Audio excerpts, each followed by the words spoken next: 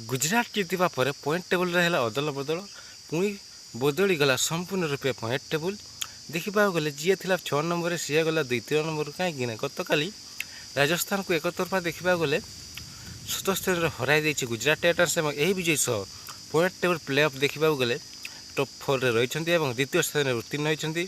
सूचना था कि हैदराबाद दल प्रथम और द्वितीय रही बर्तमान गुजरात टाइटन देखा गले गत काली 238 रन कर गुजरात टाइटन्स से विजय लक्ष्य पिछा करवाक जाए राजस्थान रॉयल्स देखा गले 15 ओवर बैटिंग कर 152 रन कर ऑल आउट हो जाता।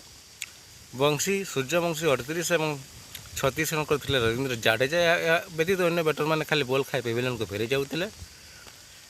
तेज चलतु जानवा संपूर्ण खबर विषय में।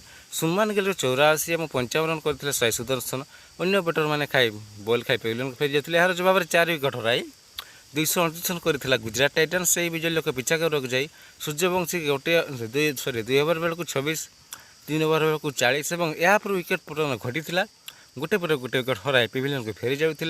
राजस्थान रॉयल्स बैटर अवश्य रियान पराग नथिले सी थे कौन उपाड़ी था सी नथिले देखा गले रवींद्र जाडेजा से भल प्रदर्शन करते अन्य बैटर मैंने खाली बॉल खाई पेविलियन को फेरी जाते। देखा गले गुजरात टाइटन्स यही विजय सह 14 पॉइंट पॉइंट टेबल द्वितीय स्थान को उत्तीर्ण होती।